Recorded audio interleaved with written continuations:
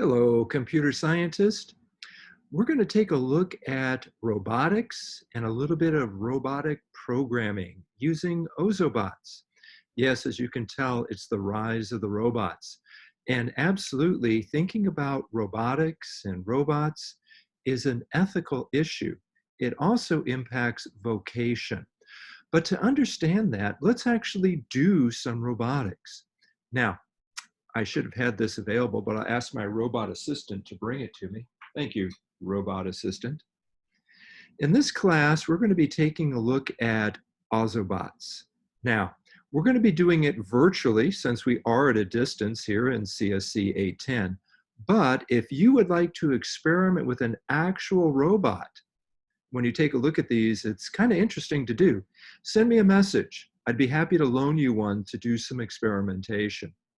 But for this assignment, we're going to be doing it logically, virtually online. So let's switch to a browser. Let me make sure that you can also see the browser.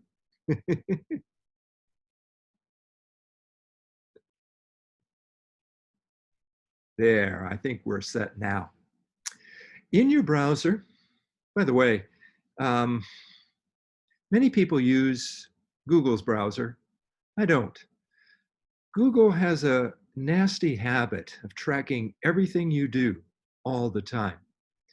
I prefer Mozilla's Firefox, and you can get it on both the Windows and the Mac and on a Linux platform too. They say they're not tracking me. At least that's better than what Google says, because they absolutely say we're tracking you. So in your favorite browser, if you will go to ozoblockly.com, ozoblockly.com.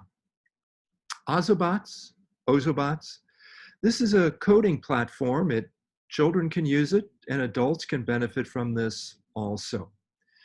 You'll notice here that there's a little icon, a little link that says games. Select games. I'm going to scroll down a little bit. Right now they have Shape Tracer 1 and Shape Tracer 2. I'll encourage you to start here, and as soon as you feel comfortable, move on here. I'm going to just go into Shape Tracer 2. There's some background here. I'm going to play now. And here's the idea. You'll be given some puzzles, some mazes, if you will. And this is your little Ozobot. And virtually you need to make it follow this path. It doesn't look too hard. How do we do that?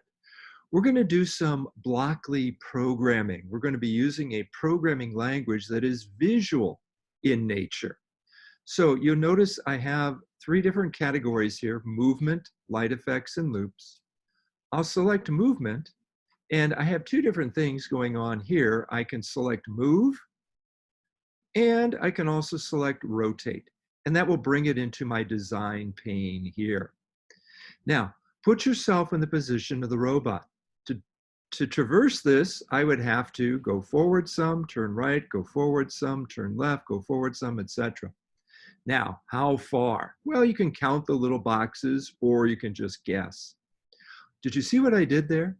In this move block, I click on here. I can move forward or backward. You want to move forward. How far? 1 to 10 steps. More than 10 steps? Put a couple blocks together. How fast? Slow, medium, very fast, whatever you like. Now, in order to do more than one instruction at a time, we have to link these together. So I'll put it here, and they'll snap. Notice my options on rotate. Rotate full right. All right, let's try it. Now you're saying, hey, you didn't go the whole way. And there's a couple other things we want to watch out for also. I'm going to click on the light effects. I'm going to bring out, just by clicking on it, the light color. Make sure it's the color that's there, and that's the green. I'll snap it on. And you could probably guess what to do. I can do more movements. Click this on, move this around, move forward 4 steps. Let's try it. Well, didn't solve the problem, but you see the idea. Now, computer scientists, we don't want to just do sequential execution. We don't want to have a bunch of move and rotate, move and rotate. We could probably do this in a little smarter way. We might be able to encase some of our instructions in a loop. Now, I'm not saying to do this here, but just to illustrate, notice that when by the way, you're saying, hey, how do I move things apart? Just grab one in the middle and move it. Grab the top one, move it all around. Shove it in here, and notice it will repeat a certain number of times. Maybe that'll be helpful. When you do complete it, up here, your little Ozobot will highlight. And by the way, if it turns gold, it means you've done it in the least possible amount of steps. So here's some background for the assignment, and I'm going to encourage you to experiment. Have some fun with this. Programming is interesting, and there's a much bigger aspect of it too. And those are the questions dealing with the ethical and moral implications of robots as both computer scientists and as users. Okay, I think that's good enough for right now. What do you think? As always, if you've got questions or comments or concerns, please contact me. I'd be happy to answer questions for you, work with you, etc. Until next time, take care.